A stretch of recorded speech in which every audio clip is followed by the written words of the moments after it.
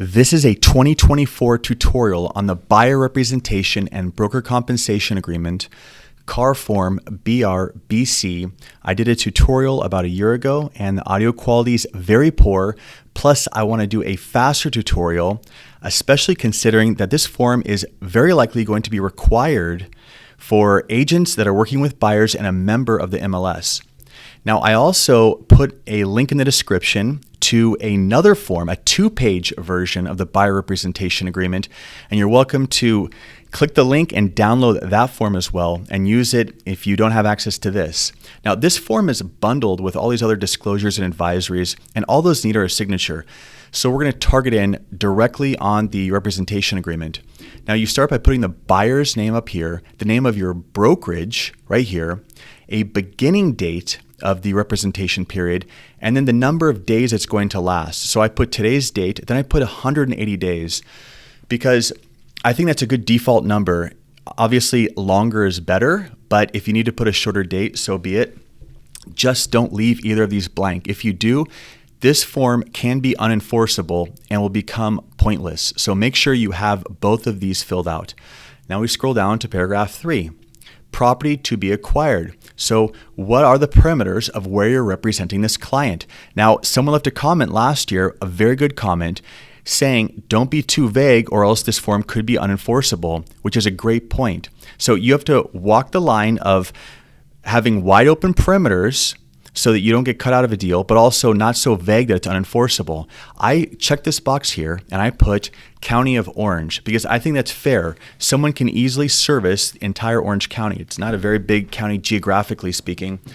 And so that's what I would put as an example. Of course, you can put whatever you want, but you can't write something like location, the state of California or something silly because no one's going to think any broker can reasonably perform their duties all over an entire state. So just take that into consideration. Be reasonable in terms of the scope of area that you're going to represent this client. Compensation down here, 4A, write in a number. I put 2.5% because that's a very standard commission that a buyer's agent may earn. Okay, now we skip down to, so by default, it has 4B1 of non-exclusive representation. It's kind of like an open relationship clause. I don't like that. I want to go down here and have exclusive representation. I'm going to do all this work for you. I want some loyalty on your end, buyer.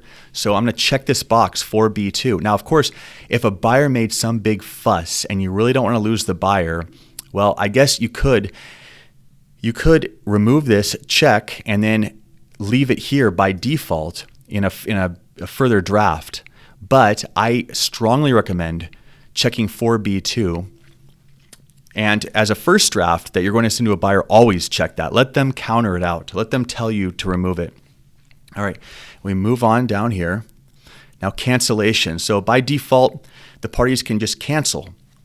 They can give a notice and cancel. That's 4B1. We didn't check 4B1, though. We checked 4B2. So there's a 30-day. There's 30 days that need to elapse before the cancellation goes into effect. So we don't do anything here. Now, if you just think though, if your buyer counters this out and says absolutely not, I need an open relationship, not exclusive. Okay, fine.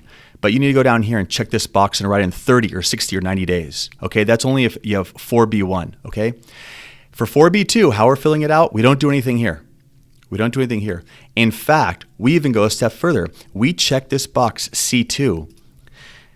And the reason we check it is because why do we have a period if someone can just cancel at any time? If they can just cancel at any time, I don't like that. The whole point of having this ending period lasting 180 days is that's our exclusive term, just like a listing agreement. So I check this box that neither party can cancel until it expires, unless by mutual agreement, of course. So I would say check this box. So as a recap, 4B2, check that box. C2, check that box. All right, you don't have to do anything down here. Now, additional broker right to compensation. Let's say your agreement expires and you had a deal that you were working on before it expired and then it comes into fruition right after it expires. You're protected for 90 days. If you write 90 days in here, write the longest period you can in here. I put 90, that's fair. We move on. Don't do anything on this page. That's it. Just leave it alone. I mean, you have to initial at the bottom, but that's it. I mean, page 2, you don't have to do anything. The problem is this form, it's so long, it just looks intimidating. That's a whole nother topic though. That's why there's that 2-page form I'm linking to. This form needs to be made less intimidating. There needs to be a light version of this form that doesn't freak out buyers, especially if MLSs require us to have these filled out with our buyer every time starting this summer, which is what that NAR settlement alludes to. Okay, I didn't check anything here.